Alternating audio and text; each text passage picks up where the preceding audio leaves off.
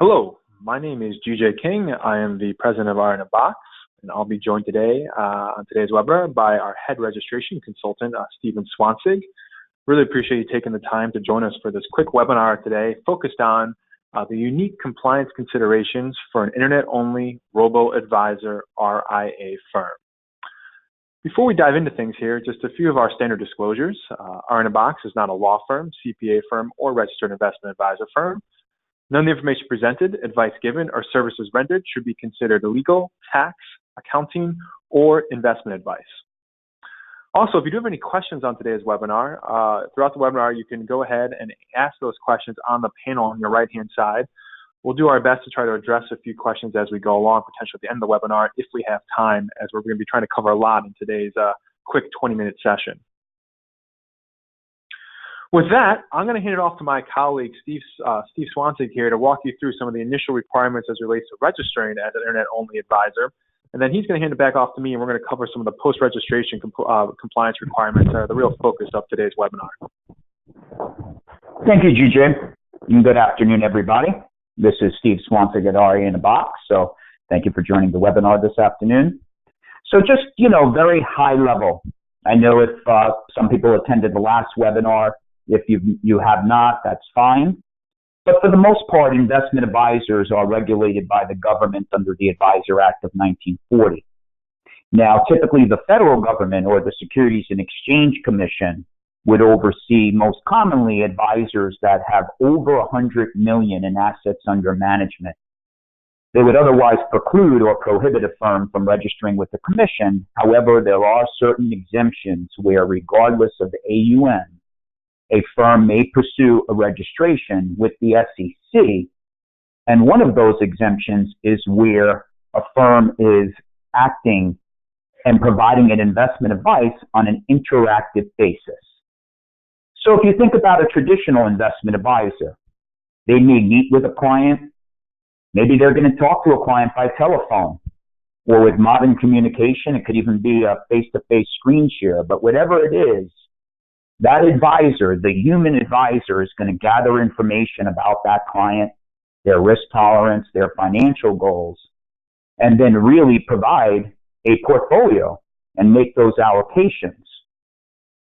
So with a robo-advisor, R-O-B-O, effectively, robots, computers, are replacing the human component. So as it relates to becoming a robo-advisor, similar how a client might put in information to a human or a financial advisor in person, on a robo-advisor platform, everything from the account opening to gathering the content about the client, their risk tolerance, their financial goals, their time horizon, whatever questions are posed at that individual is all done through an interface, an online interactive website. And then based on those inputs, an algorithm, a computer, not an individual or a person, but an actual algorithm or computer will automate the allocation in the investments. And that is really, the robo-advisor. So the exemption is really for an advisor that is, or a firm that is providing their investment advice on an automated basis. Now, as I mentioned, there are things to document for a firm that is relying on this exemption. So they certainly should keep documentation of the way that they are gathering information about their clients, because all investment advisors, whether you're a regular advisor, a financial planner, you're a robo-advisor, is responsible from a fiduciary standpoint to know their client, gather enough information so that the investment advice being generated is appropriate. So you must, keep records of that. You also usually would have to have testing. Make sure that you have adequate resources to manage your algorithm. You have the proper support staff to support such a platform.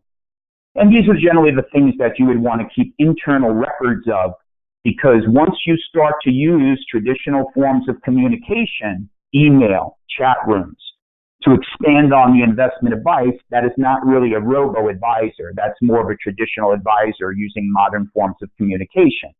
So it's important to make sure that everything is being automated and recorded. Additionally, there is a little bit of a carve-out that a robo-advisory firm relying on the exemption can have up to 15 in a 12-month period of non-investment internet-only advisors. So if you do have some individuals you want to support directly as a traditional advisor, you can, but anything above 15 is going to really disqualify from utilizing the exemption. And some of the benefits perceived of being a robo-advisor is more of an evolution for the individual client, where they may have more choices, things that weren't available to them previously, access to certain investment strategies, and also some of the lower management fees that might be implemented by a robo-advisor. But it is important to keep all of these records. I'm going to pass it back to GJ to kind of talk about a little bit of the compliance side of things there. Great. Thanks so much, Steve. Before we dive into kind of talking a little bit more about the details of some of the compliance considerations, if you are operating as an internet-only RIA firm, the first thing you should all be doing for listening on today is to review the SEC staff investment management guidance update that was released in February of 2017. Much of what we're going to be discussing today on these next few slides comes directly from this release, directly from the SEC staff guidance. And they put out some very detailed guidance back in February of 2017 as it relates to robo-advisors or internet-only advisors. So if you're thinking about this or you're currently operating an internet advisor, I highly, highly encourage you, really just demand that you read through this in detail, because it's a very thoughtful piece. It's very relevant to what you're doing. And while we're going to cover some of these topics today, we're definitely not going to cover everything that's covered in that release. So with that said, kind of looking at that guidance update, I want to first start with one of the things that the staff highlights in there around kind of the substance and presentation of disclosures, and as being very unique and meaningful to an internet-only advisor. The quote here directly from the release is, "To address prudential gaps in a client's understanding of how a robo-advisor provides its investment advice, the robo-advisor, like all RIAs, should disclose, in addition to other required information or information regarding its particular business practices and related risk." So you need to disclose like you normally would, except you need to be careful. Having standard RIA firm disclosures on here aren't really going to be relevant. Some of the things you're going to want to be focused on as it relates to disclosures, for example, in your business model is your limited use of human interaction. In particular, I want to spend a lot of time on the algorithms that are being used and how those are built, how those are tested, how those are monitored.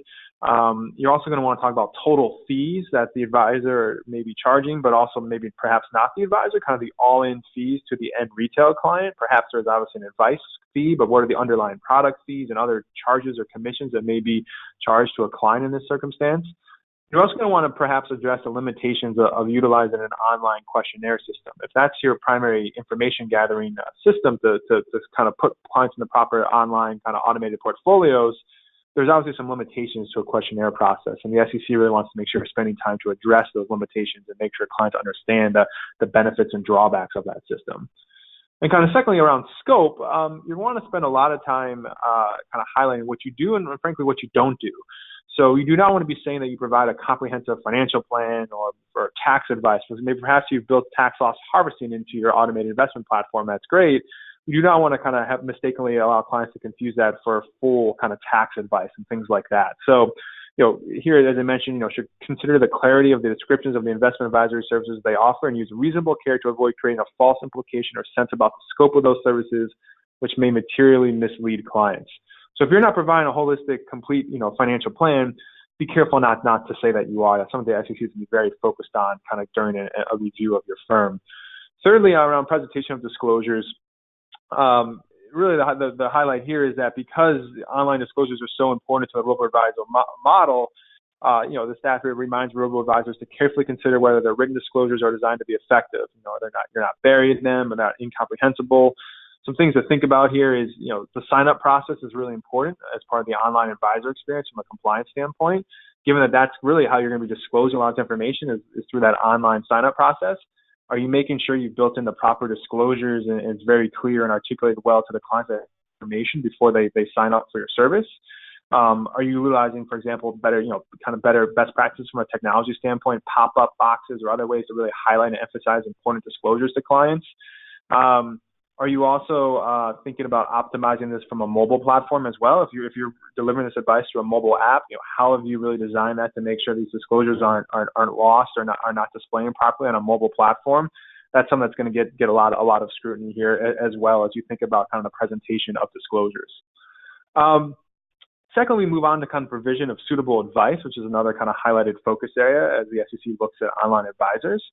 And here, they know, we've observed that robo-advisors may provide investment advice based primarily, if not solely, on client responses to online questionnaires. These questionnaires we have reviewed have varied with respect to length and types of information requested. But you really want to spend time making sure you're thoughtfully designing this questionnaire. It's going to get scrutinized during a regulatory exam. Is it robust enough? Has it been thoughtfully put together?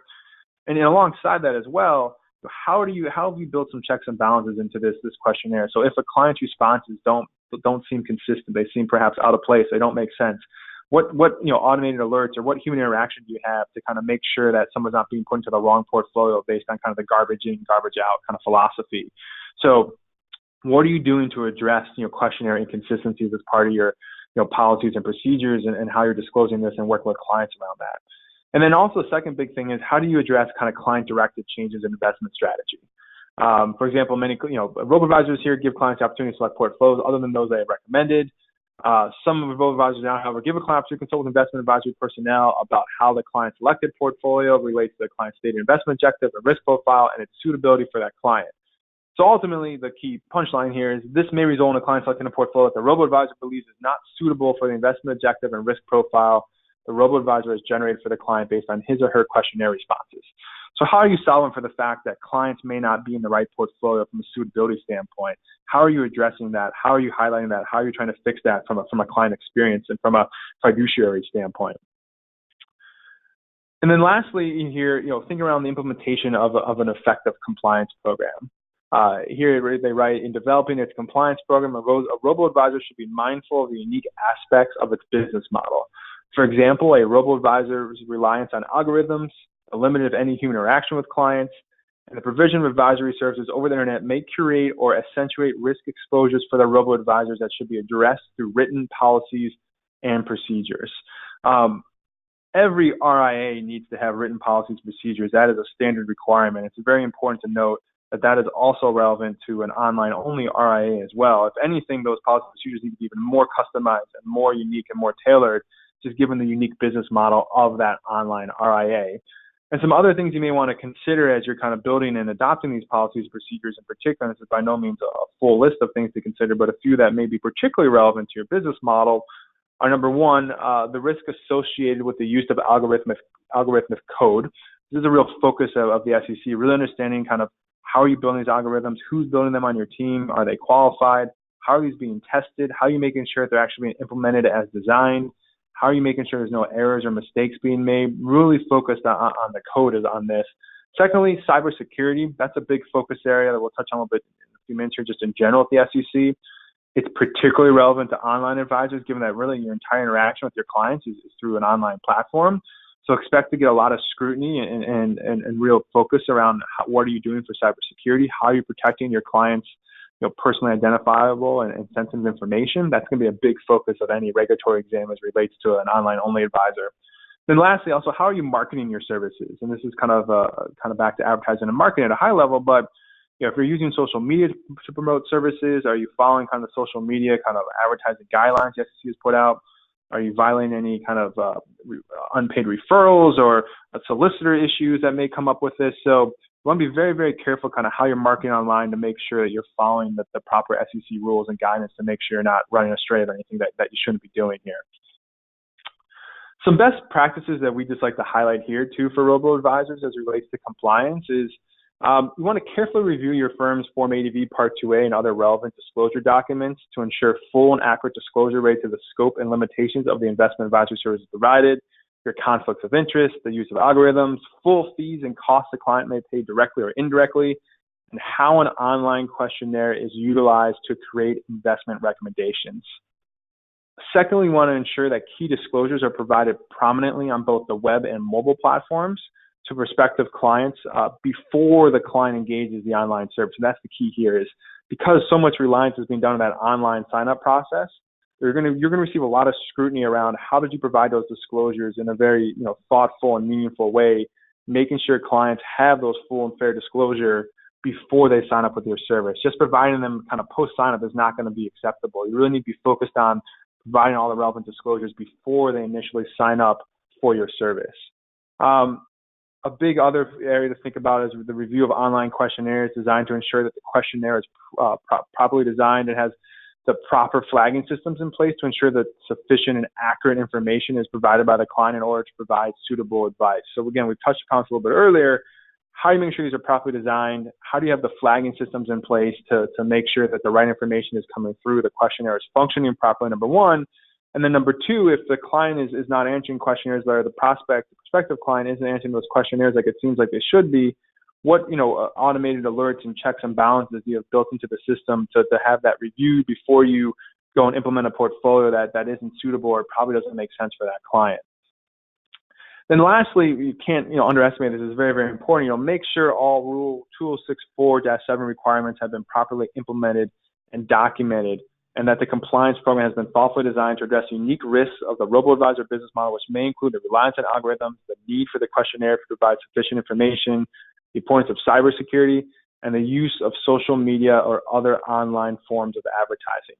So, as we see a lot, in this space, a lot of people that have more of a financial technology kind of entrepreneurial background, maybe entering this space for the first time, approaching it more from the technology angle, not coming from the investment world. And that's great. I think the SEC also think that's great for providing access to advice to a larger swath of the population. And that's all good things. But the SEC is also hyper-focused on making sure that these new entrepreneurs, these new financial technology companies kind of entering the regulated RIA space fully appreciate that this is a regulated RIA. Just because you're an online advisor doesn't mean you don't have to fully implement a compliance program. And that's a very clear Rule 2064-7 requirement. As an SEC registered advisor, there's some clear things you need to do as part of that requirement. And you need to make sure that just because you're operating online and maybe it's a different business model, that you don't neglect to properly implement and document and review that compliance program. You need to appoint a chief compliance officer. You need to do all the things that a normal RIA would do.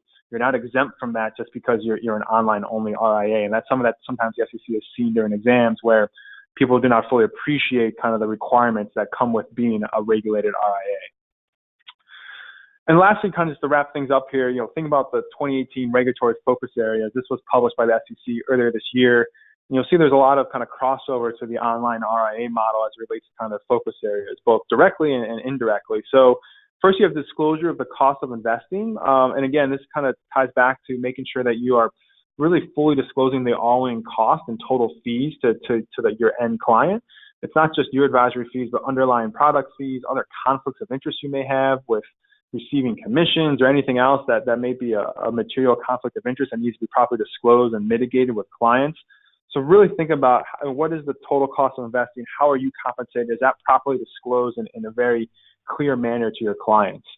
Obviously, electronic investment advice itself, that's what we're talking about right now, is also a focus area for this year. So they are, continuing to ratchet up the number of examinations of online RIAs. It's a newer business model. It's one the SEC, of course, wants to spend more time with, and understandably so. So if you're operating, and providing electronic investment advice, you should expect to be audited sometime soon if you haven't already. It's definitely a big focus area of the SEC. Wrap fee programs, which sometimes come into play with the online advisory model, but we won't spend as much time on that. Senior investor and retirement accounts, again, sometimes come into play if that's more of a particular focus of your platform, but generally speaking, probably not as much of a focus for online RIAs. Cryptocurrency, ICOs, things like that, that's also come into play. Again, you need to be extremely careful and cautious with those types of offerings. It's a big focus area right now, as there's still so much going on from a regulatory standpoint. So just generally highly caution you to just be very careful with anything related to those types of cryptocurrencies or things like that. Then lastly, cybersecurity. Obviously, as we talked about before, that's a big focus across all types of RIAs, not just online-only RIAs. But given that you are delivering an online business model, expect that cybersecurity is going to be even more scrutinized during the exam, because it's so important as an online-only or robo-advisor to be taking cybersecurity very seriously to protect your client's sensitive information. And just in general, just one thing to know is the number of exams at the SEC level continues to rise on an annual basis. They're doing a much better job of becoming more efficient. They've increased their staff. They've increased their use of technology. And, if you're a newly registered advisor, you should expect to be examined, in the near future. It's something that they're doing a much better job with, and we could really expect that to continue for the coming years as well. Again, if you're less familiar with us, a quick little commercial about our RIA Compliance, which is our ongoing support service. We bundle award-winning innovative software and expert advice, support over 1,500 RIA firms across the country, both at the state and SEC registered level. We also help automate employee supervision, which is a big requirement and a key requirement as it relates to compliance with your RIA. We also integrate with other leading RIA technologies, such as other CRM platforms, portfolio management, reporting, and the like. We also offer automated employee trade monitoring, which is also a key requirement from implementing your code of ethics from a regulatory compliance standpoint. And if you have any additional questions about us, feel free to give us a ring at our standard number here. You also can visit us online at RIAinAbox.com. If you don't yet, we highly encourage you to subscribe to our online blog. We write a few times a week on there. We write often about online investment advice. We have a blog post that covers a lot of the topics we actually just covered today as well. So highly, highly encourage you to check out our blog if you haven't yet. And again, sincerely appreciate everyone taking the time to dial in today. We have another great list of attendance here. Sincerely appreciate you taking the time. Feel free to reach out to us if you have any additional questions. Hope everyone enjoys the rest of the day, and thanks again for dialing in for today's webinar. Thanks, everyone, and take care. Thank you.